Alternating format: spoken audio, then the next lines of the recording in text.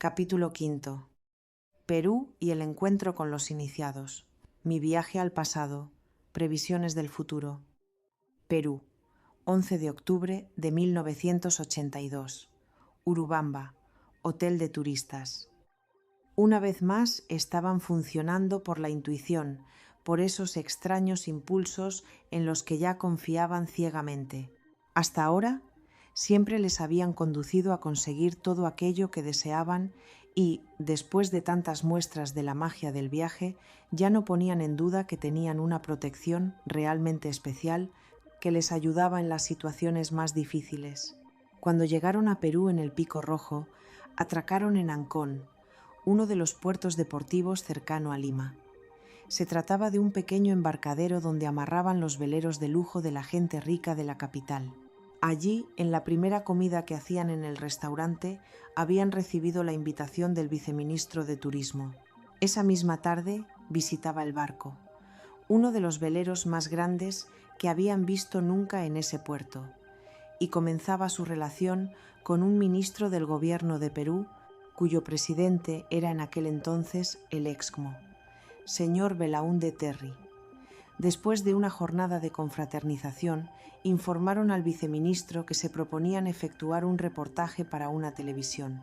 Cuando le explicaron que pretendían reflejar las maravillas de la naturaleza, la arqueología, la cultura y las razas de su país, se brindó a ayudarles para que pudiesen realizar su reportaje con las máximas facilidades. Tal fue su entusiasmo que, al poco tiempo, les entregaba pases especiales para todas las zonas turísticas y los parques nacionales. También les consiguió permisos para que pudiesen circular libremente por todo el país. Era la época en que Sendero Luminoso comenzaba a actuar en el Ayacucho y departamentos limítrofes, por lo que existían zonas de circulación restringida. Estos pases especiales incluían una orden del ministro del Ejército y la Gobernación para que la Guardia Civil peruana se pusiese a las órdenes del portador. Y por si fuera poco, el viceministro les consiguió alojamiento gratuito en cualquiera de los hoteles de turistas del país. Gracias a ello, estaban alojados en el Hotel de Turistas del Valle de los Reyes, en Urubamba, que constituía su base de trabajo, desde donde cubrían sus reportajes de los distintos lugares de interés de la zona, como Cuzco, Sacsayhuamán, Machu Picchu, la fortaleza de Ollantaytambo, etc. No podían estar alojados en mejores condiciones, pero esa fuerza que les guiaba les tenía inquietos. Quizá por eso, cuando pasaron por un pueblecito cercano llamado Yucay, no pudieron resistir el impulso de parar en un pequeño hostal, el Alhambra 3. Nada más entrar sintieron un gran impacto. Algo les decía que debían instalarse allí. Ante su sorpresa, propusieron al propietario que les cediese alojamiento a mitad de precio, argumentando que estaban alojados gratuitamente en el hotel de turistas, pero que les encantaba su hotelito. Ayudó bastante la carta del viceministro y las diferentes recomendaciones y salvoconductos que llevaban consigo. Finalmente, la promesa de que el hostal, con su museo arqueológico, saldría en el reportaje que estaban haciendo, acabó con las últimas resistencias del propietario y llegaron a un rápido acuerdo. Esa noche, Jesús hizo una vez más sus maletas, pues al día siguiente se trasladarían al hostal Alhambra. Confiaba en que, como siempre que sentían esos impulsos, habría un porqué que justificaría que se trasladasen. Cuando se acostó, no podía conciliar el sueño e intentando distraer su mente para dormirse, recordó. Después de la experiencia en el Atlántico, llegaron a América atracando, contra pronóstico, en la isla de Montserrat. Resultó chocante que hubiesen llegado precisamente allí, máxime teniendo en cuenta que la montaña de Montserrat, situada cerca de Barcelona en la misma región en la que ellos vivían, había sido objeto de una muy especial investigación por su parte. Esa montaña, mágica y misteriosa, había sido siempre punto de numerosos avistamientos ovni. También la leyenda decía que en Montserrat existía un mundo interior donde habitaban seres trascendidos, la llamada jerarquía espiritual del planeta, la misma de la que hablaba la tradición oriental del mundo mítico de Shambhala. ¿No sería una clara insinuación de que no hacía falta ir a buscar tan lejos, algo que se tenía tan cerca? En cuanto tocaron tierra, se pusieron en contacto telefónico con sus familias, de las que no sabían nada desde su partida. Los suyos estaban bien, pero la esposa de Alberto le comunicó que estaba embarazada, lo que resultó motivo suficiente para que éste decidiese regresar inmediatamente a España. Acordaron que viajarían los dos, a fin de resolver diversos temas que habían quedado pendientes, y visitarían a las familias de todos los tripulantes para darles novedades y entregarles cartas personales. Entretanto, el barco continuaría su periplo por el Caribe y llegaría a Miami, su destino en Estados Unidos. Allí tenían previsto instalar un equipo de radar y adquirir su equipo profesional de vídeo con un coste mucho más económico que en España. Se habían propuesto filmar todo lo que sucediese a partir de entonces y hacer posteriormente un reportaje para televisión que les ayudase a rentabilizar el viaje. Eso les permitiría además justificar, si fuese necesario, el motivo de su viaje, o sea, la aventura. Ultimados los planes de futuro, nuestros amigos regresaron a España. No fue sino hasta ese vuelo de regreso a casa cuando Jesús se decidió a hablar con Alberto de la experiencia del Atlántico.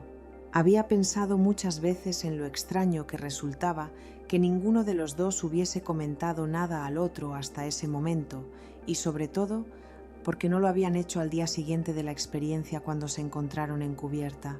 Ahora estaba decidido a aclarar la cuestión. Escucha, Alberto. La noche del 28 de enero pasó algo que no hemos comentado y en lo que estamos implicados los dos. Jesús esperó mirando a Alberto, quien quedó callado. De acuerdo, hablemos de ello, dijo al fin. Pero dime, ¿qué pasó según tú? Mira, Alberto, necesito tener la certeza de que ambos vivimos lo mismo, porque si no es así, ninguno de los dos tendremos nunca la seguridad de que todo fue real. Pues mira, por tal como estás enfocando la cuestión, comienzo a creer que todo fue real, dijo Alberto presionando su brazo para impedir que continuase hablando. Pero espera, no sigas, porque tienes razón. Es muy importante que los dos estemos seguros de que hablamos de lo mismo. Tanto es así que solamente la necesidad de estar seguros explicaría por qué ninguno de los dos había hablado con el otro de esto hasta ahora. De acuerdo, toma, le dijo, entregándole una hoja de papel del pequeño bloc de notas que llevaba siempre consigo. Escribe aquí en 2 palabras. ¿De qué se trata? Así lo hicieron ambos, y cuando terminaron se mostraron lo que habían escrito. En el papel de Alberto decía: viaje astral, portal de luz, y en el de Jesús, contacto con Común, en la esfera. Ambos se miraron sin decir nada. Estaban asumiendo, interiorizando lo que suponía para ellos todo aquello. Al cabo, habló Alberto. Cuando llegaste al portal de luz, yo acababa de llegar y te vi desconcertado. ¿Recuerdas lo que pasó? Por supuesto. Me dijiste que si no me había dado cuenta de que estábamos allí en astral. Exacto. Fue por eso que después no tuve la seguridad de que tú hubieses vivido la experiencia de forma consciente y no me atreví a hablar contigo de ello al día siguiente. Creo que a mí me pasó lo mismo. Cuando al día siguiente nos encontramos en cubierta, yo iba a comentártelo, pero noté algo raro en ti, como si no quisieras hablarme en ese momento. Después esperé, y acabé pensando que si no hablábamos de ello, debía ser por algo que superaba nuestra comprensión. Por eso mismo yo no te dije nada. Mira, si ellos hubiesen querido que a alguno de los dos, a ti por ejemplo, no le pasase a la conciencia la experiencia vivida, ¿qué hubiese ocurrido si te lo digo al día siguiente? Seguro que hubieses pensado que yo había alucinado, aseveró con énfasis Alberto. Además, Jesús, te confieso que hasta ahora mismo, a pesar de haberlo vivido de forma tan real, yo mismo no estaba bien seguro de que todo no hubiese sido más que un sueño. Volvieron a quedarse callados.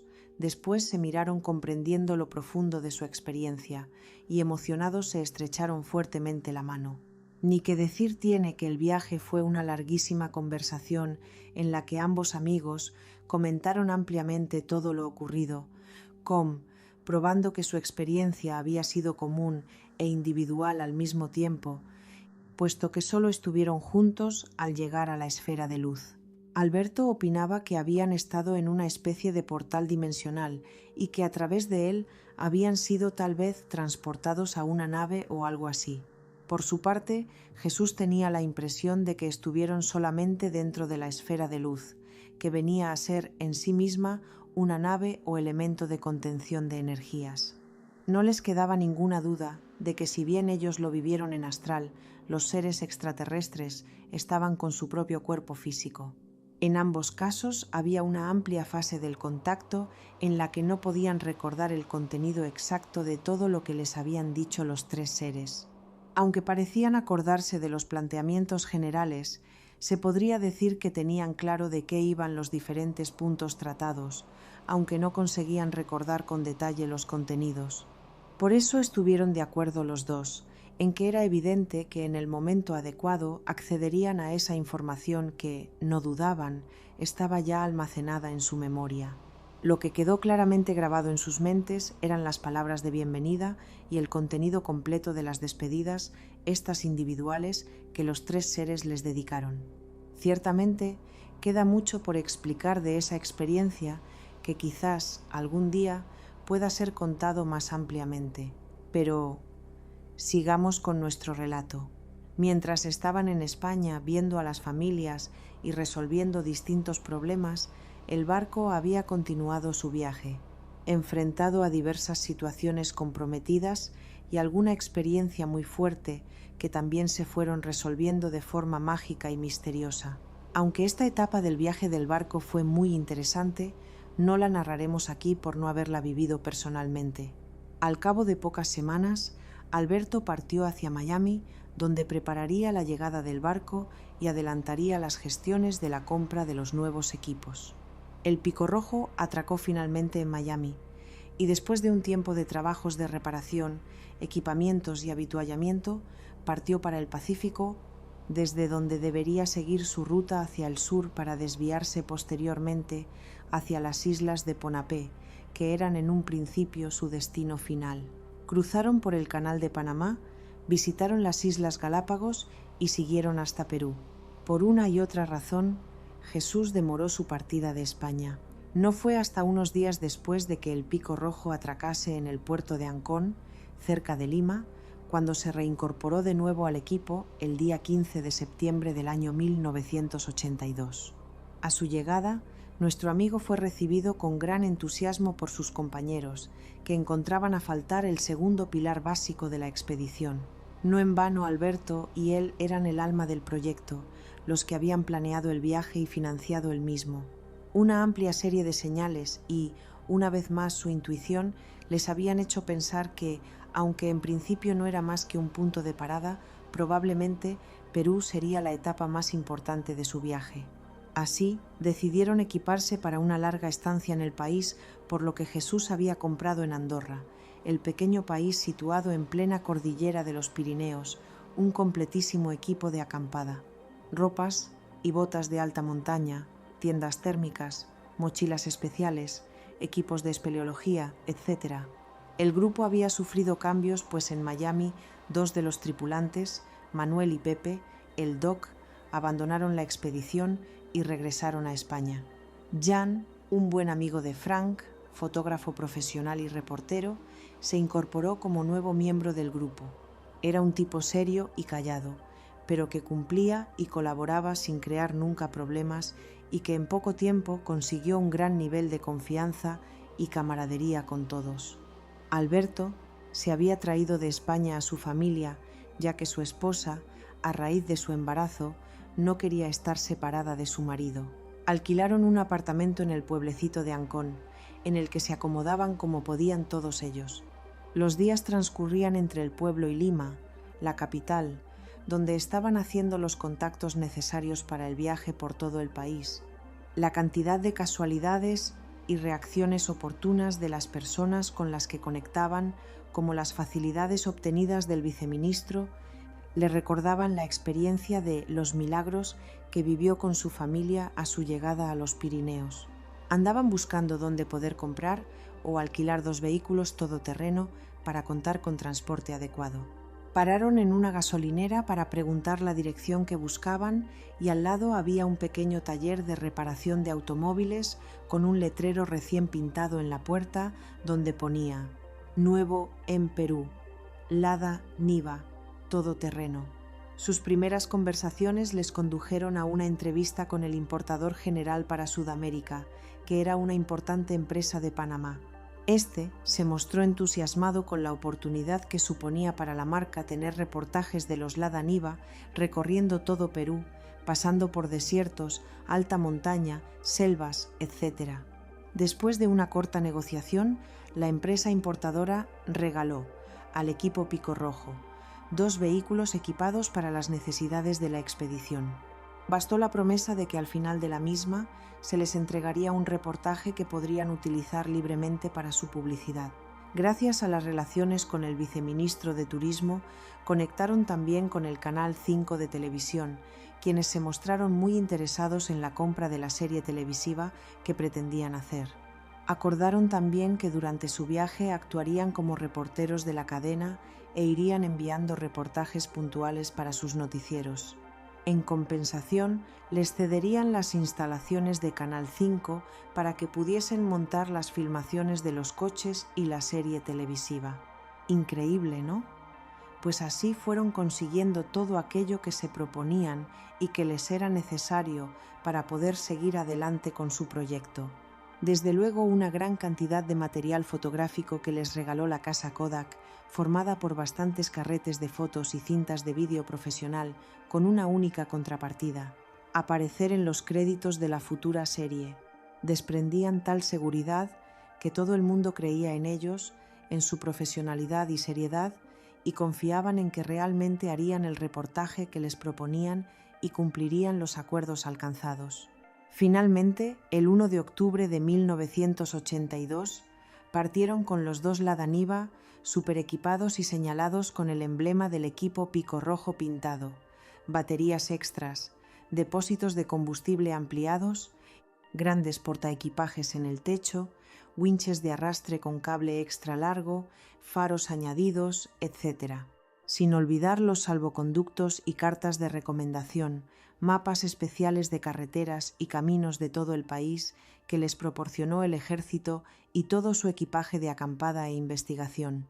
También llevaban avituallamiento más que suficiente, para largos periodos sin contar con suministros.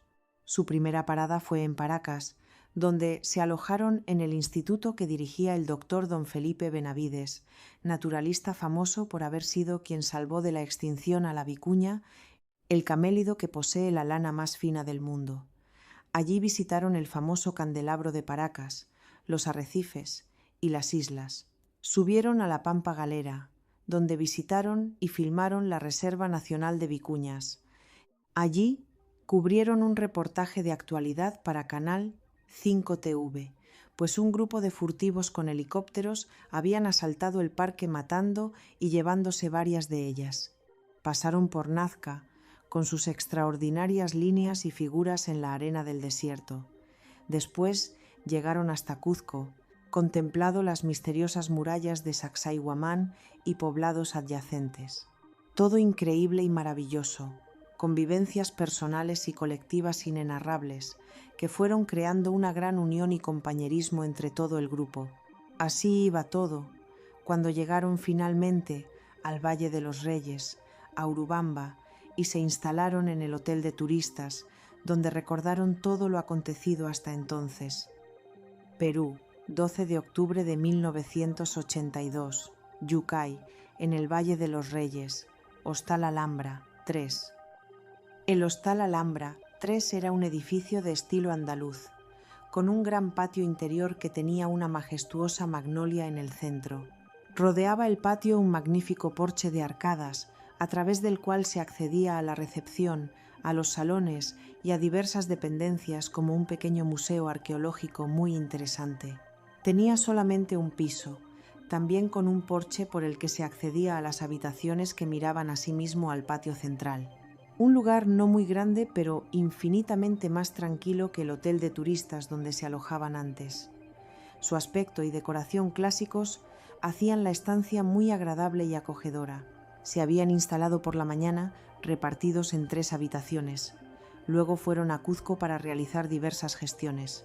Se trataba de investigar en la zona de las murallas de Sacsayhuamán, en un poblado inca lleno de cuevas. Esperaban encontrar una entrada, alguna conexión con el mundo interior que pudiese conducirles hasta los grandes túneles que, según decían las leyendas, cruzaban todo el Perú y conectaban aquella ciudad con el resto del imperio inca. Fantasía, realidad, ¿quién lo sabía?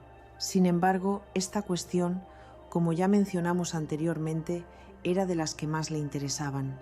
Desde su búsqueda a través de diversas escuelas esotéricas, había sentido gran interés por la posibilidad de conectar con mundos ocultos donde, según esas escuelas, residían los seres más evolucionados del planeta, los maestros trascendidos, aquellos que poseían el conocimiento y la sabiduría. También interesaban enormemente a Alberto algunas leyendas, como las que hablaban del mundo oculto de Shambhala. En Perú, aunque situados al otro lado del planeta, muy lejos de los Himalayas, donde se suponía que estaba el mítico reino, también conocido como Shangri-La, esperaban encontrar información de los mundos secretos y ocultos de las culturas incas y aztecas. Terminada la jornada, durante el breve trayecto hacia el que sería por un tiempo su nuevo domicilio, comentaron entre ellos que algo había quedado pendiente en ese día, como si aún faltase por ocurrir algo importante. Al llegar al hostal, coincidieron con un grupo de extraños personajes que estaban entrando. Iban todos vestidos de blanco, con ropas amplias y gorros en la cabeza. Aunque de rasgos europeos, su aspecto no permitía discernir con exactitud su nacionalidad. La mayoría eran hombres, aunque, entre ellos, había alguna mujer. Jesús percibió inmediatamente una gran fuerza, como una fuente de energía que indicaba la presencia entre ellos de un ser muy evolucionado y poderoso. Sintió que era necesario establecer contacto y conocer a ese maestro o mago que irradiaba tan alto nivel de vibración. Realmente resultaban espectaculares. Caminaban en silencio y desprendían una sensación de gran paz y armonía. Se notaba en el ambiente que algo estaba pasando. Jesús intuía que se habían encontrado con el motivo de su traslado al hostal Alhambra 3. Entraron a cenar. Era su primera comida en el nuevo alojamiento. El marco era increíble. La sala, con una decoración medieval, un hogar encendido en el centro y sin otras luces que los candelabros con velas en las mesas, creaba un ambiente extraordinariamente cálido y con un cierto aire mágico. No había duda de que el entorno resultaba muy adecuado para la ocasión. Alberto y Jesús habían decidido que era necesario que su grupo vistiese también con un color identificativo y, buscando entre sus ropas, acabaron vistiendo todos alguna prenda de color rojo. Los de los atuendos blancos estaban ya sentados y habían empezado a cenar. Ambos grupos se miraron. Ellos eran 9, 6 hombres y 3 mujeres. Saludaron y se pusieron a comer en silencio y recogimiento. Una mujer de edad indefinida, cuyo rostro denotaba autoridad y sabiduría, presidía su mesa. Con una suave sonrisa, pero con una expresión muy firme, la mujer les miró directamente. Al instante, una corriente energética fortísima se estableció entre ambos grupos. Se podía notar en el ambiente. Resultaba evidente que esa mujer era el maestro que había percibido. Se observaron mutuamente durante toda la cena. Terminaron casi al mismo tiempo y enseguida el grupo de los blancos salió del salón. Al pasar por su lado, la maestra les saludó con las manos en posición de oración. Una fuerte impresión les embargó en ese momento. Comentaron entre todos que era necesario conocerlos, por lo que enviaron al camarero a invitarles a tomar un té. Ellos aceptaron la invitación y al poco rato llegaron. La maestra tomó inmediatamente la iniciativa y, sin saber por qué, invitó precisamente a Alberto y a Jesús a sentarse junto a ella, uno a cada lado. Después distribuyó a todos los demás, mezclando a la gente de su grupo con la de nuestros amigos. Eran de una pequeña región del norte de Europa y pertenecían a una escuela esotérica desconocida para ellos, denominada Hermandad Monástica de Romania. Explicaron que hace 1 año y medio recorrían el mundo buscando algunos lugares especialmente energéticos del planeta, como los puntos de acupuntura en el cuerpo. Habían pasado ya por Suecia, Inglaterra, Noruega, Irlanda, Escocia, Austria, habían saltado a Israel y Jordania y después a California, México, 3 sitios más de América Central que no recordó al escribir su diario, y ahora estaban en Perú. Quiné, la maestra, era una clarividente extraordinaria, con visión permanente del pasado y del futuro.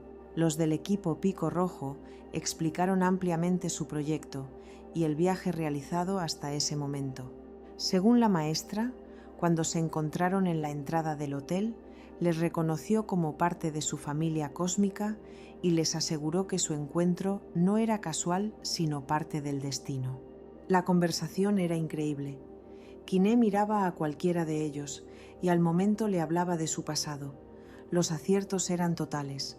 La conversación se alargó mucho y por fin ambos grupos se retiraron concluyendo que el encuentro era necesario y complementario para ambos grupos.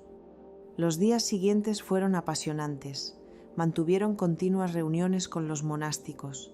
El trasvase de informaciones era constante y las explicaciones que la maestra les daba extraordinarias. Se establecieron fructíferas relaciones, fruto de las simpatías naturales que cada uno fue definiendo poco a poco. La maestra fue dando explicaciones a cada uno a nivel individual. A Alberto le dio pautas para su búsqueda y aclaraciones en muchas de sus dudas. También se habló ampliamente de los dos grupos. Aunque Quiné le prestaba especial atención y hablaba mucho con Jesús, apenas le daba informaciones acerca de su pasado o de su futuro. Sin embargo, él sabía que debía recibir de la maestra algo muy especial que no acababa de llegar. Pero expliquemos algo más de todo lo que el grupo de los monásticos y sobre todo su líder compartieron con nuestros amigos. La Hermandad Monástica de Romania es una escuela esotérica muy poco conocida, pues no realiza actividades públicas ni de proselitismo clásico como otras escuelas. Sus alumnos se reparten por todo el mundo, aunque mayoritariamente por Europa. Durante un periodo de 12 años, cada uno de ellos va recibiendo información y pautas para su estudio y preparación personal. Su formación incluía conocimientos técnicos, filosóficos y metafísicos. En el grupo de Quiné había médicos, ingenieros, arquitectos, abogados, etc., y también especialistas en curación por magnetismo, naturopatía, espinología, astrología. Dominaban diversas artes adivinatorias, practicaban la magia y algunas artes marciales karate y aikido, yoga, etc. Se les orientaba en lo que debía ser su alimentación, por supuesto vegetariana, y con todo ello se iban preparando para la llegada, al final del periodo de 12 años, de un maestro A que les citaba y agrupaba para una selección final. Este o esta escogía a un grupo reducido, de 12 como máximo, que deberían dejar todo en sus vidas, familia, trabajo, posesiones personales, etc., para emprender un viaje por todo el planeta Tierra. Deberían guiarse por su intuición y por las señales que irían recibiendo a fin de localizar los puntos energéticos por los que transcurriría su viaje hasta su destino final, un lugar en el que tendrían la posibilidad, los que hubiesen llegado allí, de trascender y escalar un peldaño en el camino de evolución del ser humano en su regreso al origen. A partir de su encuentro con la maestra, y fundamentalmente a través de la alimentación, entraban en un proceso de regeneración celular acompañado de toda una serie de tratamientos físicos y de reequilibrio energético que les preparaban para un rejuvenecimiento que, según ellos, era necesario para alcanzar el momento de su trascendencia en perfectas condiciones para la transmutación física y el cambio de nivel. Para que fuera posible, la maestra, mediante su permanente facultad de visión del astral, ajustaba continuamente sus niveles de frecuencia y vibración para propiciar la regeneración celular. Asombroso, ¿no? Ciertamente, pero resultaba menos increíble cuando se observaba su aspecto físico. Todos parecían jóvenes de entre 20 y 30 años como máximo, salvo una de las mujeres que aparentaba algo más y de la maestra Quiné, a la que resultaba imposible adjudicarle edad.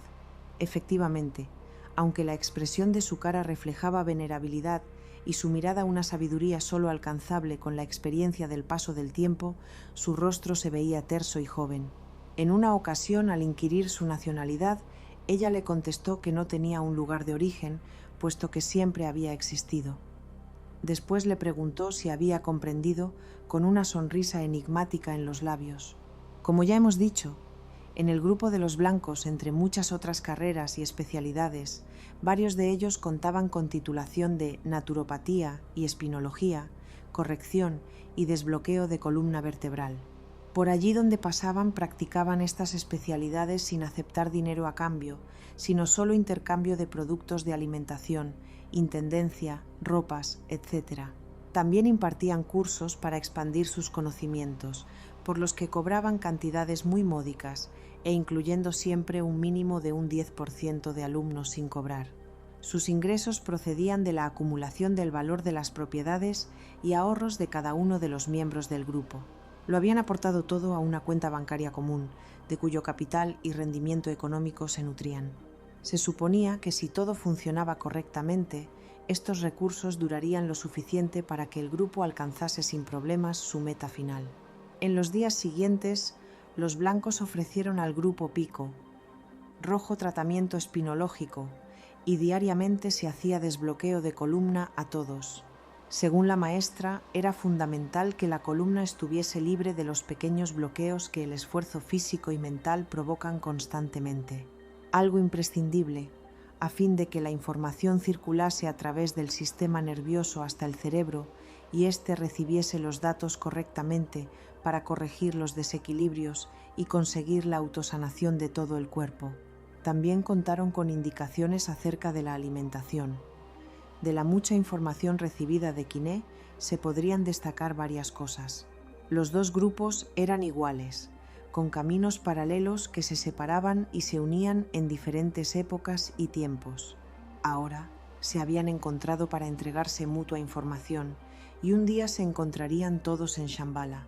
También explicó que ellos estaban haciendo un camino que conducía, si sabían seguirlo correctamente, al mítico reino, el mundo en el que habitan los maestros trascendidos. Según ella, el grupo Pico Rojo tenía el mismo objetivo. Todos debían confiar en su Lord, el ser superior que les guiaba en su empeño. Este señor se valía de muchos y diversos medios para contactar con sus protegidos. En ocasiones se manifestaba a través de seres extraterrestres, con los que Quiné aseguró estar en contacto, como ocurría, según ella, con alguno de los componentes de ambos grupos. Todo esto causó un gran impacto a Jesús y comprendió que aquella mujer era uno de los contactados, o maestros, que le habían anunciado que se encontraría en su camino en medio del Atlántico.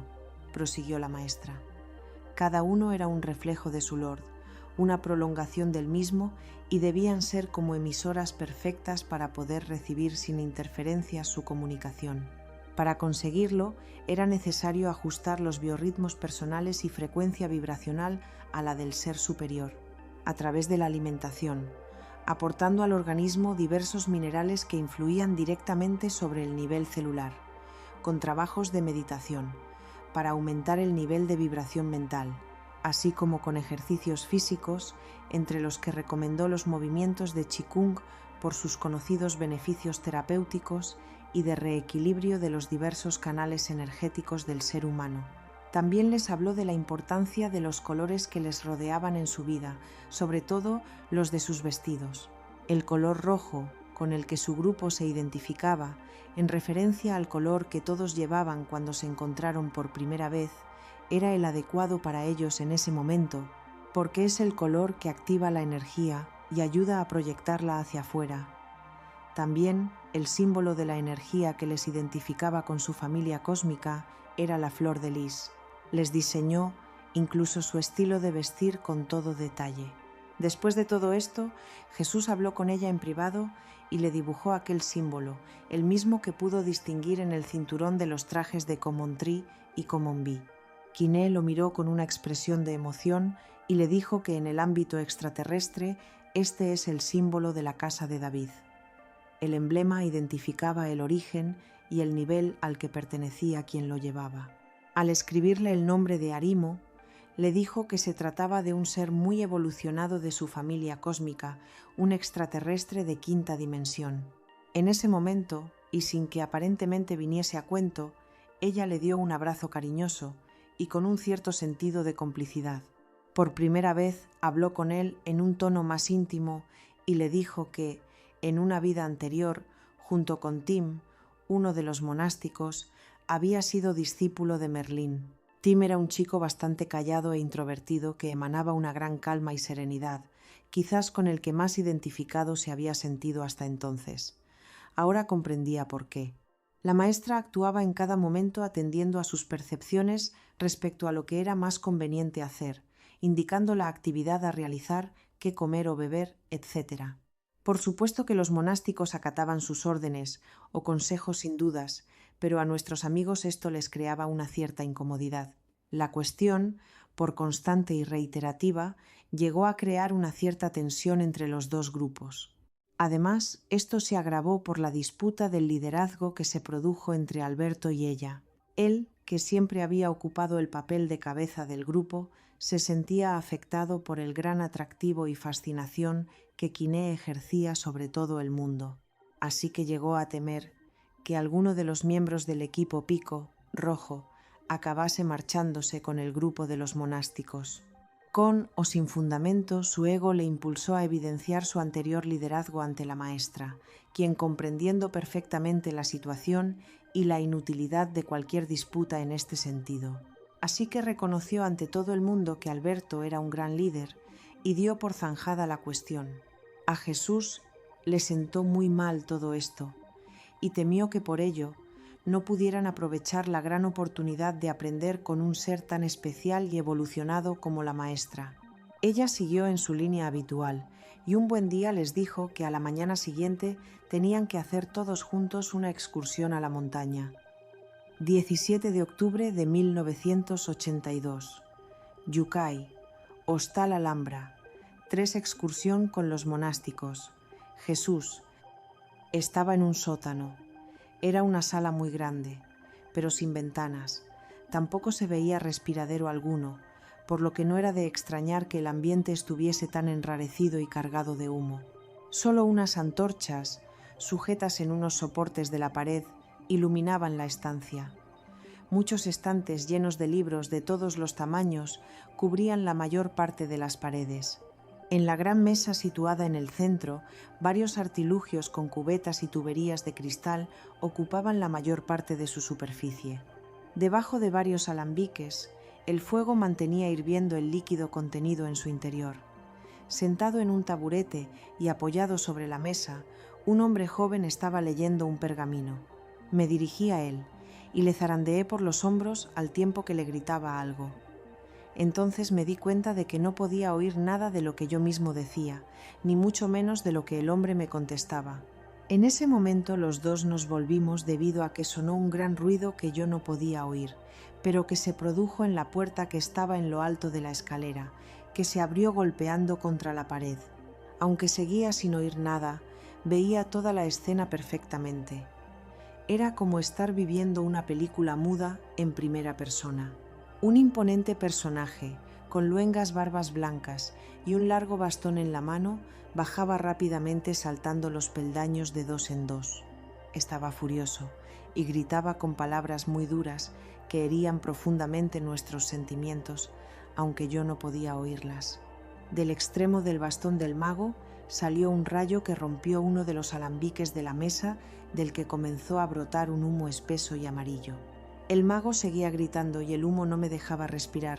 Me estaba ahogando y grité: «Merlín, no, esperad, maestro, os lo puedo explicar todo».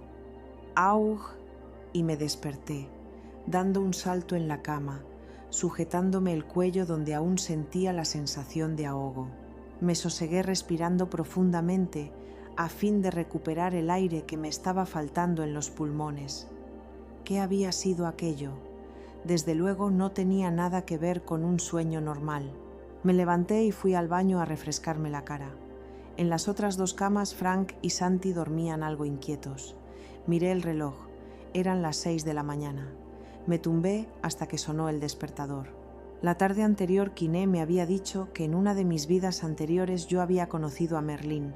Quizás por esto había soñado con él, aunque tal como ya os he dicho, eso no me había parecido un sueño. Acepté que no era más que otra de las cosas extrañas que me estaban pasando esos días. Pronto olvidé el asunto, pues, cuando nos levantamos a las 7, todos nos pusimos a hacer los preparativos. Un pequeño equipaje para la excursión a la montaña que nos había propuesto la maestra. Eran las 8 cuando pasábamos por la cocina del hostal. Le habíamos pedido al conserje que nos preparase unos bocadillos y un poco de fruta para la excursión, ya que comeríamos en la montaña. Partimos nosotros en los Lada, y ellos en su furgoneta Volkswagen y en el turismo. Pronto llegamos hasta el punto donde el camino transitable terminaba. A partir de aquí debíamos seguir a pie. Cargamos las mochilas. Los monásticos, como siempre, vestían sus ropas anchas, todas de color blanco o crudo, la mayoría de ellos con sombreros o turbantes. Su estética me parecía impresionante, equilibrada, elegante y muy armoniosa. Era algo que desde el primer día que les conocí me infundió sana envidia. Yo nunca había sabido combinar mi vestimenta de forma que resultase elegante y armoniosa. Como hacíamos siempre, nos mezclamos los dos grupos y emprendimos la marcha. Me acerqué a Quiné y le pregunté si teníamos que caminar mucho, y me contestó que nunca había estado allí y que sabría a dónde íbamos cuando ya hubiésemos llegado. Como siempre, se guiaba por su visión. No pregunté más y busqué a Tim para caminar junto a él y le expliqué el sueño que había tenido esa noche. Escuchó atentamente todo el relato y al finalizar me dijo: «Tú no sabes todavía nuestra historia con Merlín, ¿verdad, Jesús?». Le miré asombrado. «Pues no. No sé a qué te refieres, Tim. Solo sé que Quiné me dijo que tú y yo habíamos vivido en la época de Merlín. Será mejor que se lo expliques todo a la maestra». Nos acercamos a ella y le dije: «Quiné, creo que esta noche he soñado con Merlín». «¿Cómo puedes decir que has soñado con Merlín?», respondió. «Tú no has soñado con Merlín. Esta noche tú has estado con Merlín». Junto con Tim me interrumpió con un tono de reprimenda. «Bueno, maestra, desde luego no era un sueño normal, pero despierta.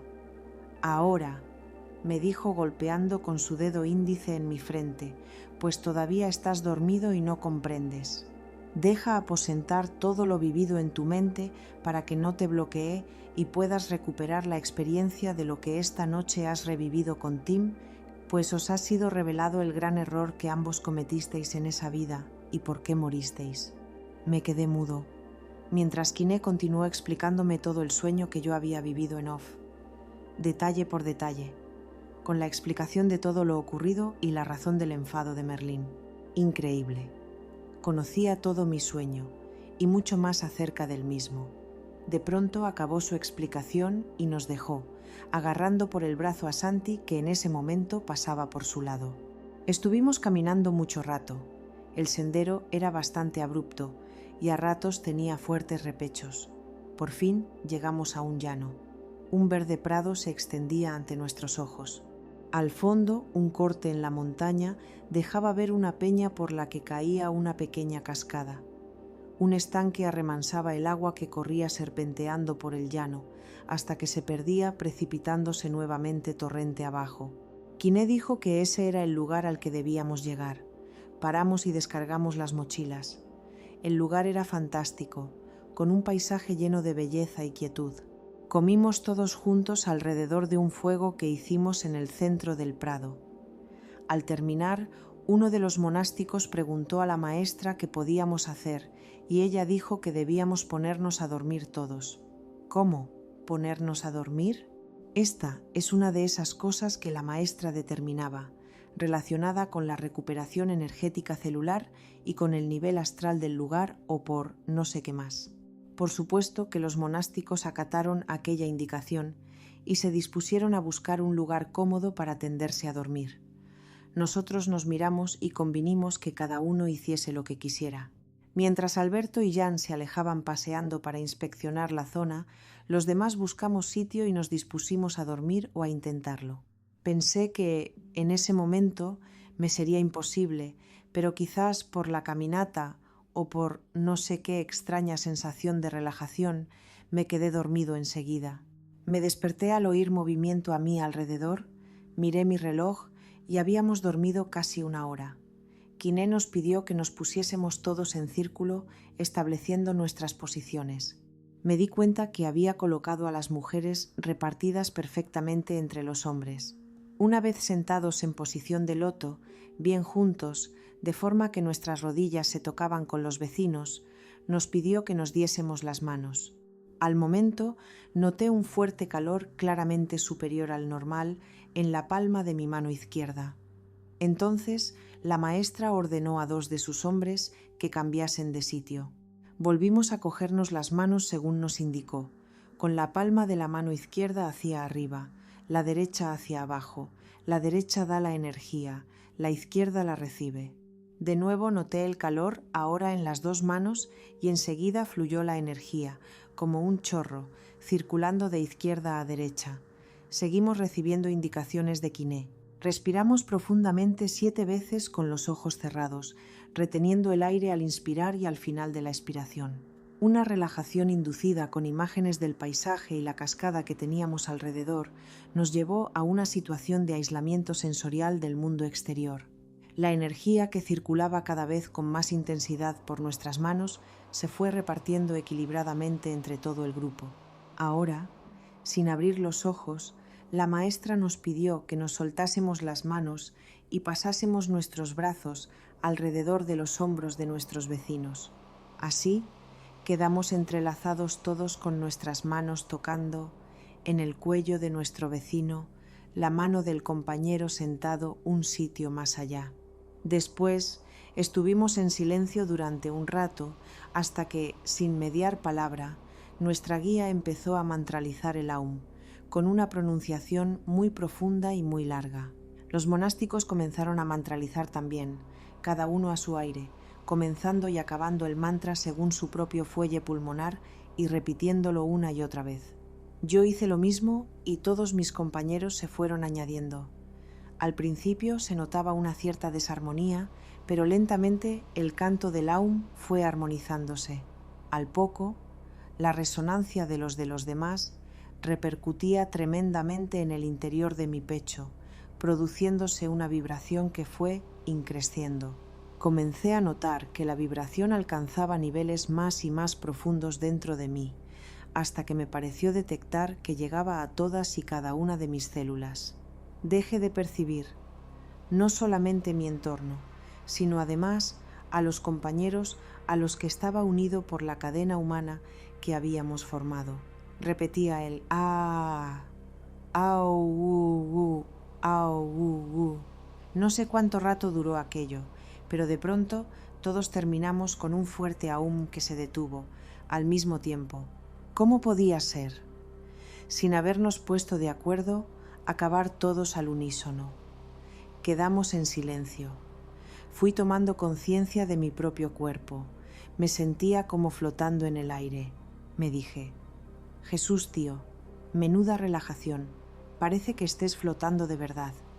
Era tan fuerte la sensación que entreabrí los ojos y me vi, levitando, ligeramente suspendido en el aire.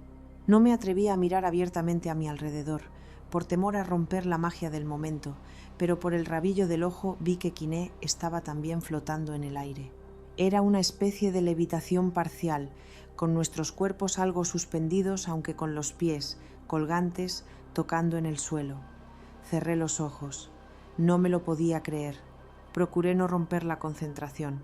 Sentí como lentamente desaparecía la sensación de estar flotando y noté mi cuerpo asentándose de nuevo sobre mis piernas. Seguimos en silencio, entrando en meditación profunda. Al cabo de un rato pude notar el movimiento de Quiné y comprendí que era el final. Todos fuimos realizando respiraciones profundas a la vez que nos íbamos soltando de nuestros compañeros. Siguiendo las indicaciones de nuestra guía, todos abrimos los ojos. Observé a los demás y vi que todos estaban resplandecientes, mostrando expresiones de bienestar y relajación. Se percibía una sensación de alegría y parecían iluminados. Todos quedamos en silencio durante un buen rato, sin que nadie se moviese ni se atreviese a romper el encanto de aquella situación. No sé si todos vivimos de igual modo aquella experiencia, ni si todos levitamos parcialmente, pero, viendo las expresiones de bienestar y armonía de mis compañeros, no cabía duda que aquella había sido una experiencia extraordinaria y gratificante. Notaba agudizados todos mis sentidos. El paisaje era más nítido y los colores mucho más vivos que antes del ejercicio. Mi vista alcanzaba más lejos sin perder detalles. Todo aquello me recordaba la experiencia vivida en Surrio con Narvik y el pino. Aunque en esta ocasión percibía un aumento de mi propia vibración que alcanzaba hasta el nivel más profundo de mis células y que se mantuvo por mucho tiempo, hasta cuando llegué a mi habitación del hostal al final del día, una nueva jornada memorable, una más, de las que estábamos viviendo con Quiné y los monásticos. En los siguientes días, ambos grupos estuvieron ocupados en sus quehaceres habituales. Nuestros amigos del equipo Pico Rojo visitaron Machu Picchu, donde estuvieron 2 días filmando la impresionante ciudad inca. No hablaremos aquí de las características telúricas y energéticas del lugar, harto conocidas, pero sí diremos que en determinados lugares de la misteriosa fortaleza población incaica pudieron experimentar fuertes sensaciones, como sucedió en el trono del Inca, donde Jesús realizó una meditación a la puesta del sol, percibiendo plenamente la tremenda energía del lugar. Todos se sentían con más fuerza y energía después de la experiencia en la montaña y estaban ansiosos por regresar a Yucay para tener los últimos encuentros con Quiné y los monásticos. El equipo Pico Rojo debía seguir su periplo por el país y se acababan los plazos que habían establecido para aquel viaje. Además, Alberto, desde su posición egoica, planteaba a todos que el encuentro con los monásticos ya había dado cuanto podía y que ya no les aportaría nada más. También que el sistema de aquel grupo, un tanto sectario, con su dependencia e imposiciones de Quiné, no acababa de gustarle, etc. En realidad, su preocupación era perder su papel preponderante y su influencia ante todos sus compañeros. En oposición a esta actitud, Jesús mantenía que aún había mucho que aprender de los monásticos, y especialmente de la maestra. Además, creía que no había problema para aplazar unos días más su partida de la zona del Valle de los Reyes. Sin embargo, no quería romper la unión de su grupo, y decidió mantenerse prudente en todo este asunto, quedando a la expectativa de los acontecimientos. Regresaron al hostal Alhambra, y esa noche se reunieron de nuevo con los monásticos. Hacía ya varios días que Quiné había sugerido que fuese Jesús quien hablase en nombre del equipo Pico Rojo y aseguraba que, cuando lo hacía, incluso en castellano, lo comprendían perfectamente. Quizás, pensaba, esto era porque se esforzaba para expresarse adaptándose siempre al interlocutor. En el caso de los monásticos, utilizando las frases adecuadas para alguien que domina poco el idioma. Aunque Quiné decía que ello era debido a que poseía una vibración muy adecuada para la comunicación y una especial conexión a nivel astral con ellos. Sea como fuere, tuvo que ser él quien plantease las dudas que Alberto tenía respecto a la forma de actuar de la líder y de la dinámica de su grupo. Los monásticos, por supuesto, defendieron apasionadamente a su maestra, asegurando que, después del tiempo que llevaban juntos, Quiné había demostrado sobradamente su infalibilidad. Ella contemplaba la discusión desde una cierta distancia, sin intervenir. Su mirada se dirigió primero a Alberto, quien también estaba callado, y manteniéndose al margen de la discusión, después se dirigió a Jesús, quien comprendió lo absurdo de la situación. Por eso dio por zanjada la cuestión y cambió el tono de la conversación, destacando la importancia del encuentro de los dos grupos, en el que habían compartido sus experiencias e información, tal como había dicho la maestra. Pero ahora debían seguir de nuevo su propio camino. Quiné habló por fin, y dijo que en esta ocasión los dos grupos habían cruzado sus caminos, que hasta ahora habían sido siempre paralelos y se habían transferido experiencia de vidas pasadas, lo que era muy importante para el progreso y evolución individual de cada uno. Retomada la calma y anunciada la partida del equipo Pico, rojo al día siguiente, Quiné se ofreció para contestar las preguntas que cada uno quisiera hacerle en el ámbito personal. Quizá por la tensión que había existido o por la posición de Alberto, nadie pidió entrevistarse con la maestra. Sin embargo, Jesús esperó a que terminase la reunión y al despedirse le dijo a Quiné que él sí tenía todavía un montón de preguntas que hacer. La maestra le tomó las manos y le dijo: «Jesús, también yo deseaba hablar contigo, pues tengo cosas importantes que decirte antes de separarnos, pero es necesario escoger el momento más adecuado. Mañana a las 6:30 te espero en la sala de lectura». Y sonriendo se marchó, después de presionar su cara entre sus manos con un gesto cariñoso. 29 de octubre de 1982. Yucay, Perú. Hostal Alhambra, 3, 6, 30H, AM, Jesús. No había podido dormir. Ya era muy tarde cuando dejamos a los monásticos y aún estuvimos un largo rato hablando entre nosotros. Cuando me acosté eran más de las 2 de la noche y, como acostumbra a pasar, el temor a no despertar a tiempo para mi cita no me dejaba dormir. Estuve dando vueltas en la cama a la espera de lo que, según intuía, sería una entrevista muy importante para mí. A las 5:30 me di una ducha y me vestí. Luego bajé a la cocina. Allí la cocinera estaba empezando su jornada. Le pedí que me preparase una tetera con agua para 6 raciones. Le di 6 bolsitas de té con frutas del bosque que sabía que gustaban a la maestra. Mientras se calentaba el agua, cogí una bandeja con 2 vasitos y un pequeño tarro de miel. Saqué la tetera del fuego tan pronto como empezó a hervir el agua y, poniéndola en la bandeja, me fui hasta la sala de lectura donde habíamos quedado. Acababa de llegar cuando vi a Quiné avanzando por el porche. Venía sola, como siempre vestida de blanco y con un chal de color crudo tapándole la cabeza y cayendo por sus hombros, tejiendo su espalda del frío de la madrugada. Entró en la sala y me saludó con sus manos en posición de oración. Yo le devolví el saludo y le dije: «Buenos días, maestra». Ella me sonrió y, viendo mi gesto de ofrecerle el té de frutas del bosque, asintió haciendo una inspiración, agradeciendo el buen olor de las hierbas. Sin embargo, no pronunció palabra alguna. Respetando su silencio, serví la infusión para los dos con abundante miel y nos lo tomamos sin mediar palabra. Quiné acercó 2 sillones y los colocó uno frente al otro. Me invitó a sentarme frente a ella y, poniendo su mano derecha sobre mi frente, se concentró y empezó a recitar un mantra u oración en voz baja. Al fin me dijo: «Jesús, tú vienes desde muy lejos y tu camino es muy antiguo. Has vivido siempre introvertido y soportado una gran presión exterior, mental y espiritual. El conocimiento y la claridad están en ti, y al no parecerse esto a lo que le sucede a la gente que tienes a tu alrededor, sientes una gran pena por no poder comunicarte. Eres un árbol enorme y, a un cierto nivel, solo puedes verte y comunicarte con otros árboles tan altos como tú a través de las ramas superiores.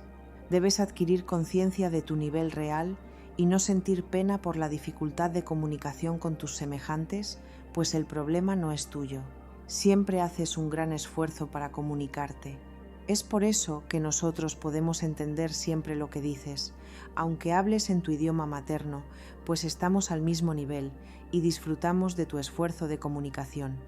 En tu grupo solo ha sido posible contigo, pero no sufras, porque haces llegar a todos lo que deseas sin dificultad y todos te entienden. Solo tu nivel, la tremenda altura del árbol tan antiguo que eres, hace que tú creas que los demás no te comprenden. Tú eres el ápex del grupo y en tu inconsciente te sientes solo y aislado, lo que te produce gran pena y repercute en tu salud. De ahí tus problemas de digestión, que es muy lenta, y tus problemas ancestrales de hígado que provienen de tu pasado. En ti existe un liderazgo natural. Por eso la gente acude a exponerte sus problemas, porque saben intuitivamente que vas a acogerles y ayudarles. Quiné se detuvo un momento. Sus palabras habían fluido a través de ella y llegaban hasta mi interior en un tono y con una cadencia que penetraban dentro de mi mente con una gran suavidad y siendo perfectamente comprendidas y asimiladas. Era como si se hubiese establecido un nivel de comunicación superior a lo habitual entre las personas. Prosiguió: en todas tus vidas has estado relacionado con la curación y la magia. Has sido en varias ocasiones sacerdote, guardián del conocimiento y la tradición. Como ya sabes, en una de tus vidas fuiste discípulo de Merlín. Siempre practicaste el arte de la curación y la medicina, conoces las plantas y sus poderes curativos. Eres un gran doctor, siempre lo has sido y lo serás. Posees facultades extrasensoriales y conocimientos que te permiten curar los cuerpos físicos a través de los niveles energéticos y anímicos. Tus conocimientos de magia te dan acceso a mundos sutiles y a otros niveles de vibración de la vida. Por eso puedes conectar con los gnomos, las hadas y los elfos. Sin embargo, esto propicia que también lleguen hasta ti niveles más bajos del astral que pueden perturbar tu armonía. No debes preocuparte, siempre que mantengas tu nivel de contacto con los seres de luz que te protegen. La maestra se detuvo de nuevo y con un gesto me indicó que le sirviese una nueva ración de té. Lo hice en silencio. Sabía que no era necesario decir ni preguntar nada. La veía como una fuente abierta de la que emanaba su agua de conocimiento hacia mí y yo solo tenía que procurar beber, absorber todo el caudal de información que me entregaba. Pero había algo más que yo supe desde que comenzó a hablar. Aquello no era tan solo un trasvase de información, sino que implicaba, no sé de qué mágica forma, la transmisión de conocimientos, puesto que la comprensión de todo lo que me llegaba era muy superior a lo que se decía. Cada palabra, cada información, despertaba dentro de mí un cúmulo de conocimientos contenido en mi memoria. Era como si Quiné estuviese abriendo archivos de mi mente para darme acceso a ellos. Ella me miró a los ojos, sabiendo muy bien todo lo que me estaba pasando, y tomando mi mano prosiguió: sé que buscas tu propio crecimiento espiritual. Como ya sabes, existen muchos caminos para conseguirlo, pero en cualquiera de ellos resulta necesario adquirir la experiencia suficiente y hacer el aprendizaje necesario. A los seres humanos no nos es posible hacerlo en una sola vida, a menos que consigamos la longevidad suficiente. Por eso has visto que nosotros practicamos diversas técnicas para rejuvenecer nuestros cuerpos y mantenerlos sanos para poder vivir lo suficiente y lograr nuestro objetivo. Debes saber que el ser humano no es un ser completo energéticamente hasta los 49 años y solo a partir de entonces está en condiciones de culminar sus procesos de aprendizaje y evolucionar. En una vida normal, de 80 a 90 años, los humanos disponen de poco tiempo para acumular experiencias y conocimientos suficientes para trascender a un nivel superior de evolución. Sin embargo, existe otro camino para lograrlo: recuperar la experiencia acumulada en vidas anteriores. Este es tu camino, Jesús. Debes rescatar todos los conocimientos que posees acumulados en tu memoria ancestral y que en tu caso son más que suficientes para culminar tu proceso personal en esta existencia. Quiné se detuvo un momento y cerró los ojos como buscando en su interior y prosiguió: si Jesús, tu proceso de contacto ufológico no es casual, puesto que tú eres un extraterrestre de la constelación de Orión, donde todos son ayudantes espaciales con misiones de investigación y ayuda a civilizaciones menos avanzadas de la Vía Láctea. En tu origen eras un científico especialista en reconstruir estructuras energéticas, reparar cuerpos sutiles y especialista en la recomposición de niveles mentales y anímico-emocionales. Un campo reservado tan solo a unos pocos. Hace muchos años comandabas una expedición que vino a la Tierra en una nave nodriza. Bajasteis a la superficie del planeta en 3 pequeñas naves de 4 tripulantes cada una.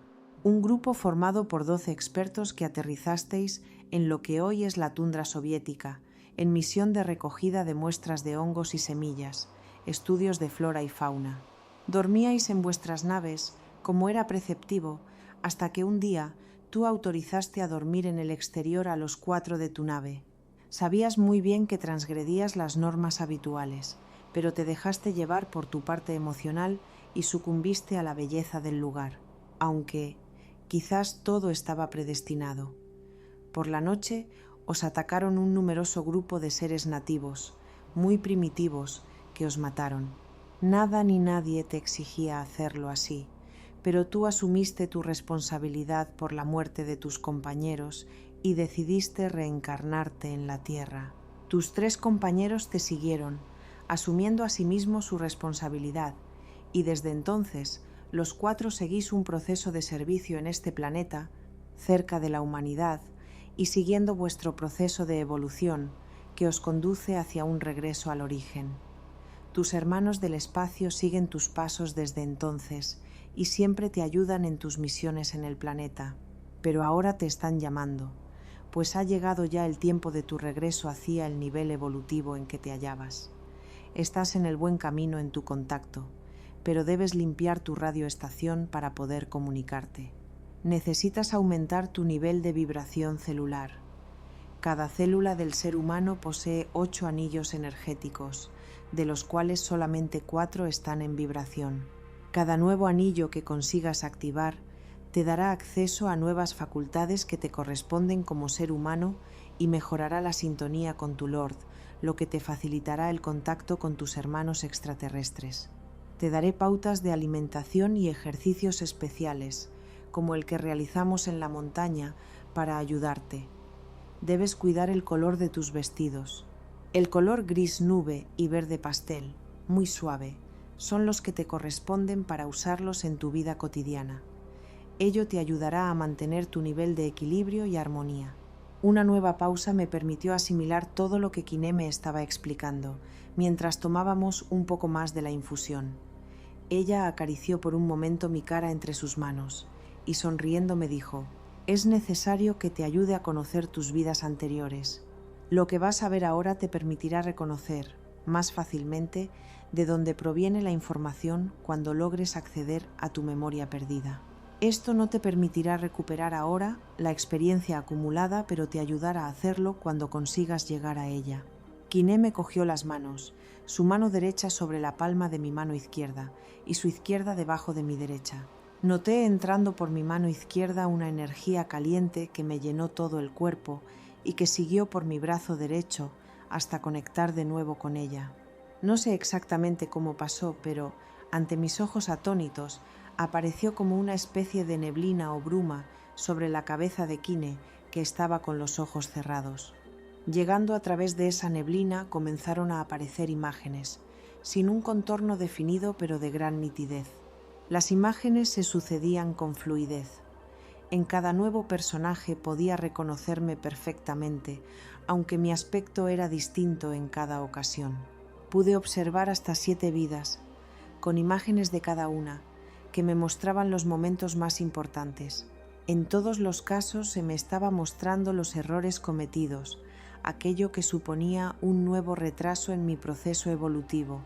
Me pude ver viviendo en la Atlántida, como médico científico, en la época de Jesús, el Cristo, también en el Tíbet como monje budista médico, con Merlín en tiempos de Arturo y la tabla redonda, en el lago Titicaca, como sacerdote de los incas, como alquimista en la Francia de Luis XIV y como doctor del Hospital del Mar, en Barcelona, a finales del siglo XVIII y principios del XIX. Tal como había dicho Quiné, si bien pude identificarme en estas vidas anteriores, era solo como verlo en una película y no supuso en ningún momento entrar en esos personajes ni poder recuperar su memoria ni su experiencia. También en esta ocasión absorbí toda esa información, percibiendo claramente que la misma despertaba sentimientos dormidos en lo más profundo de mi memoria. Estaba perplejo de cómo asumía todo lo que estaba sucediendo sin extrañarme de nada. Parecía realmente lo más natural del mundo, máxime cuando me daba perfecta cuenta de lo increíble y mágico que resultaba todo. ¿Existía una especie de puesta a punto del entorno o influencia de la maestra para que todo sucediese sin grandes barreras mentales? Probablemente. Cuando terminaron las imágenes, Quiné soltó mis manos y se dejó reposar en el sillón como desplomándose, algo desfallecida. A mí me sucedió lo mismo. Fue como deshincharme, liberándome de una presión que mantenía todo mi cuerpo en tensión. Pensé que todo habría terminado, pero Quiné cogió esta vez ella misma la tetera y sirvió los 2 últimos vasitos de té con abundante miel. Me miró a los ojos sonriendo, y cuando yo iba a hablar, me puso sus dedos en mi boca indicándome silencio y dijo: «Todas estas imágenes han entrado ahora en tu mente consciente, y en su día hallarán el camino para despertar en tu superconciencia, donde están contenidas, para que puedas recuperar la experiencia que acumulaste en esas vidas. Ahora intenta olvidarlas por un tiempo». Hizo una larga pausa en la que pude percibir de nuevo su concentración. «Ahora», dijo, «es necesario que conozcas tu origen y el nivel del que procedes, desde el cual te están llamando. Pero para que puedas hacer este viaje debo alinear perfectamente todos tus cuerpos y ajustar la frecuencia de su vibración a la de tu origen. Solo así será posible proyectar tu mente hacia tu pasado». Tomando de nuevo mis manos, esta vez cruzando sus brazos para coger mi mano derecha con su derecha y mi izquierda con su izquierda, me pidió que cerrase los ojos. Al principio, noté un suave hormigueo que, penetrando por mis brazos, iba llenando todo mi cuerpo. Muy lentamente fue convirtiéndose en una sensación como de un flujo eléctrico que iba aumentando su voltaje. De pronto, noté como una separación, una especie de desdoblamiento de mi cuerpo en varios cuerpos que se distanciaban unos de otros. Un cúmulo de silbidos diferentes resonaban en mis oídos, convirtiéndose en zumbidos cada vez más fuertes. Aquello duró un buen rato hasta que tales fenómenos se fueran solapando uno sobre otro, convirtiéndose en uno solo. Lo mismo sentí con el múltiple desdoblamiento de mis cuerpos, que se fueron acoplando unos a otros perfectamente. Fue como el que ajusta un dial de radio con una emisora mal sintonizada. Al cabo, la sensación fue increíble. Nunca había experimentado algo así. Era yo solo uno. Uno en todos, todos en uno. Me sentía completo, sin desajustes ni disarmonía alguna. Luego, poco a poco, vino una quietud total y un aislamiento sensorial del entorno, y entonces sucedió. Es imposible explicar con palabras lo que sentí. Más allá de la descripción de lo que pasó, lo que creo realmente importante fueron las sensaciones, las percepciones, las emociones y los sentimientos que viví en primera persona durante esa experiencia. Al principio fue un vacío, una falta de percepción total, una nada en la que me encontraba solo. Ese vacío tomó color, de un tono azul muy oscuro, que comenzó a girar hasta que se convirtió en un torbellino, como un agujero negro que me engulló. Era semejante a deslizarse por un tubo en movimiento y viajar a través de él, superando espacios que iban cambiando de tonalidad azul, ahora más clara, ahora más oscura. Yo me dejaba llevar sin resistencia ni miedo alguno, incluso resultaba placentero. No tengo ni idea del tiempo transcurrido en esa situación, pero el viaje me pareció muy largo. Al fin, casi sin tiempo de transición, llegué a mi destino. Salí como expulsado, recuperando de golpe todas las sensaciones de ser y estar. Sin embargo, aunque estaba yo, mi cuerpo no estaba allí, era solo mente. No sabía muy bien cómo podía ser aquello, pero podía sentir y ver todas las cosas. Flotaba suavemente en el aire, en el espacio. Mi vista se fue aclarando y pude ir viendo un entorno del espacio estelar, mientras una cierta luz muy potente a mi espalda atrajo mi atención. Y entonces la vi. ¡Ostras tú! Era enorme, increíble, majestuosa, y estaba allí, quieta, llena de luces por todas partes y una cierta envoltura luminosa que la cubría por completo.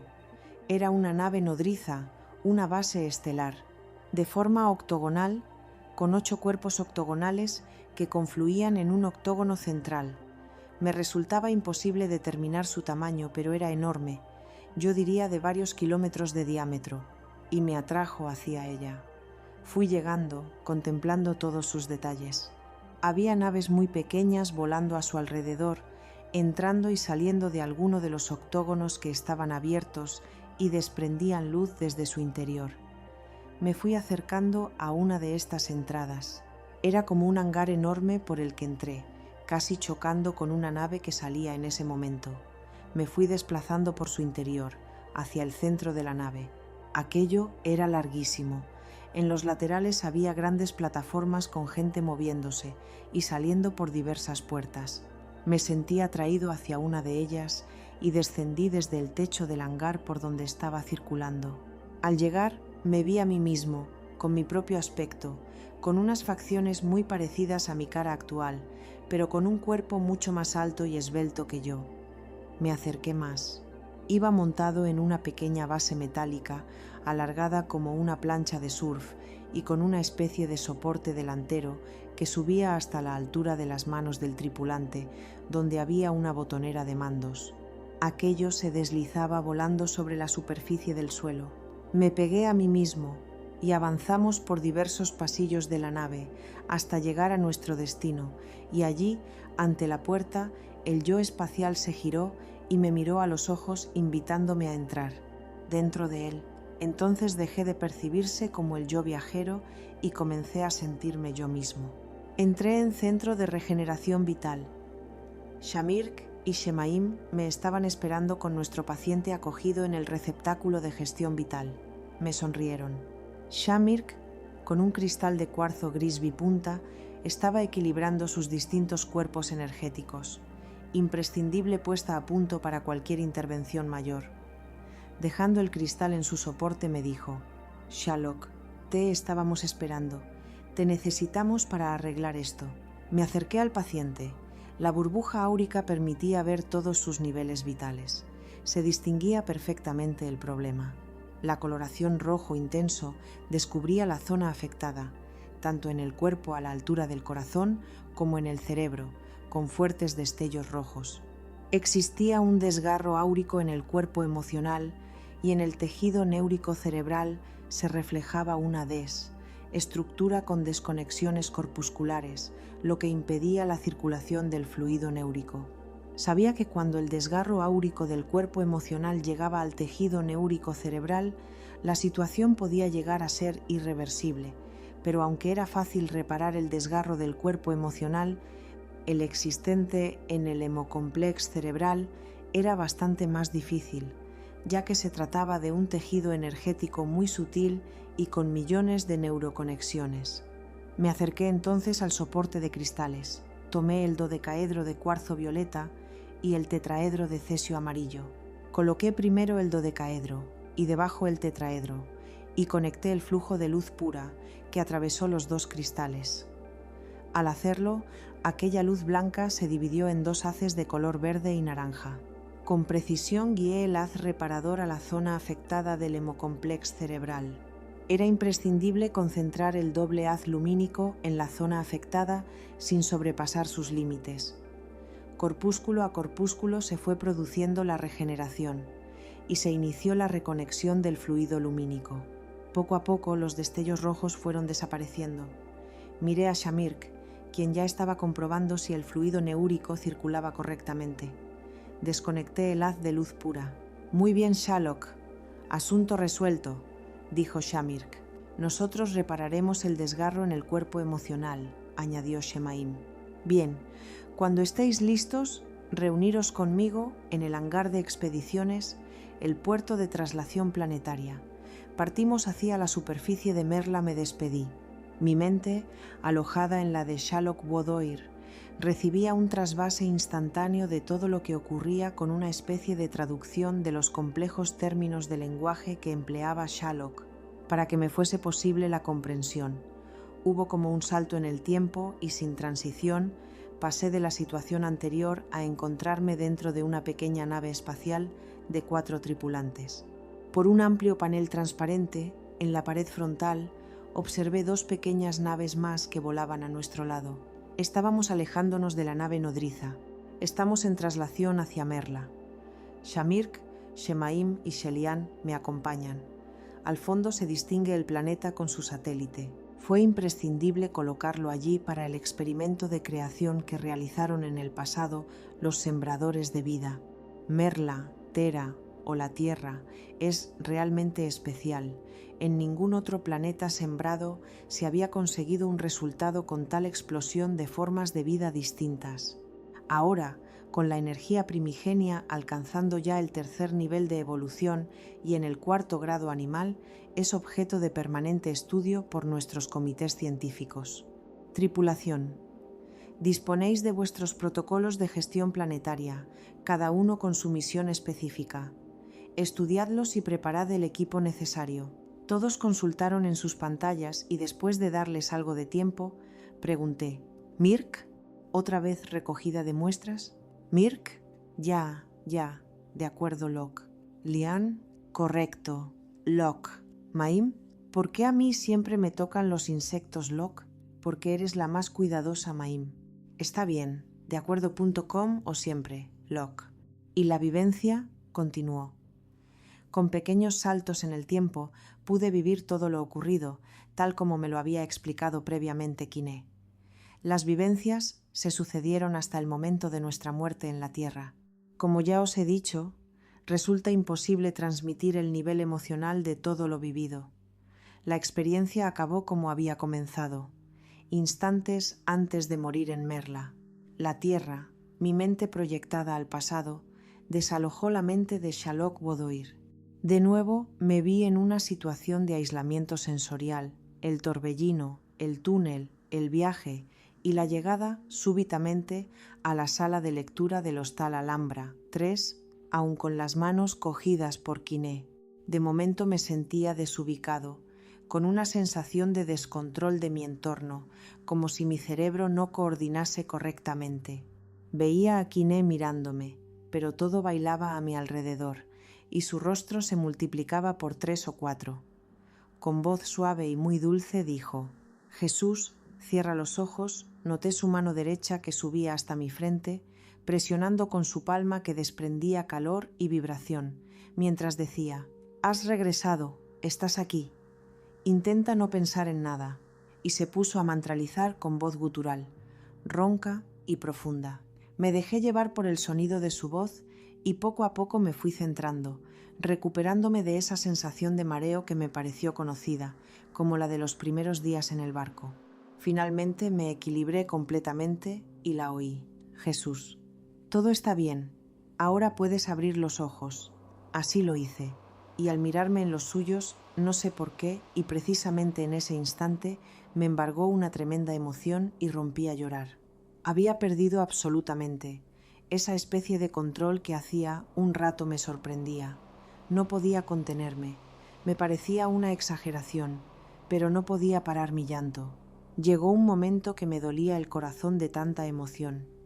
Era un sentimiento de alegría desbordante, una sensación de plenitud total, de agradecimiento por poder reconocerme a mí mismo, saber el porqué de tantas cosas extrañas que me estaban pasando en la vida.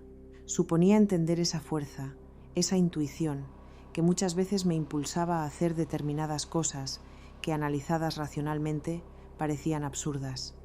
Poder reconocer la llamada de mis hermanos del cosmos, saber que debía encontrar el camino de regreso a casa, con los 3 compañeros de mi familia cósmica, los que estaban aquí conmigo en la Tierra, a los que debía encontrar y reconocer para partir juntos. ¿Sabría hacerlo? ¿Podría? Quiné se levantó y nos fundimos en un abrazo, mientras pasaba su mano por mi cabeza acariciándome amorosamente, con unos pases que tuvieron la virtud de calmarme rápidamente. Estaba empezando a asimilar todo lo que había ocurrido en esa reunión con ella, cosa que resultaba bastante difícil. La maestra sacó entonces de su bolsa una pequeña pastilla de hierbas prensadas y me la puso en la boca. «Esto te ayudará a sosegarte», me dijo, invitándome de nuevo a sentarme. «Relájate, ya terminamos, pero todavía quiero proponerte algo». Fin del capítulo. Un capítulo que nos lleva hasta Perú, pero que en realidad parece abrir una puerta mucho más profunda, una puerta hacia la memoria, hacia el pasado, hacia esas capas invisibles de la vida que no siempre comprendemos, pero que a veces parecen tocarnos desde dentro. En este tramo del relato aparece de nuevo un nombre que a muchos de los que seguís el canal os va a sonar: Shambhala. Y es imposible no recordar aquella otra historia que ya recorrimos juntos, la 11ª revelación, el secreto de Shambhala. Allí también se hablaba de ese lugar, o quizá mejor dicho, de ese estado de conciencia como algo escondido entre el mundo visible y el mundo espiritual. Y resulta curioso cómo ciertos nombres vuelven, cómo ciertas ideas se repiten en caminos distintos, como si algunas palabras fueran señales que aparecen una y otra vez para recordarnos algo. En este capítulo, Shambhala no aparece como una simple referencia exótica o misteriosa, sino como parte de una búsqueda interior. Jesús no solo viaja por tierras antiguas, también parece viajar por su propia historia, por recuerdos que van más allá de una sola vida, por preguntas que no se responden con la mente, sino con una especie de reconocimiento profundo. Y quizá esa sea una de las cosas más interesantes de este capítulo. No nos pide creer sin más, pero sí nos invita a escuchar de otra manera, a preguntarnos si nuestra vida es solo lo que recordamos conscientemente, o si hay algo más grande moviéndose por debajo, algo que nos guía, que nos empuja, que nos coloca delante de personas, lugares y experiencias justo cuando estamos preparados para recibirlas. Al final, más allá de lo extraordinario del relato, queda una sensación muy humana, la de alguien intentando comprender quién es, de dónde viene y por qué ciertas experiencias le han acompañado durante toda su vida. Gracias de corazón por haber escuchado este capítulo conmigo. Si algo de lo que has oído te ha resonado, si te ha recordado a otros libros del canal, o si tienes tu propia visión sobre Shambhala, los maestros, los recuerdos de otras vidas o este tipo de experiencias, te leo en los comentarios. Y si este contenido te acompaña, te inspira o simplemente te ayuda a abrir preguntas nuevas, puedes apoyar el canal con un like, suscribiéndote y compartiéndolo con alguien que también disfrute estos viajes entre el misterio, la conciencia y lo invisible.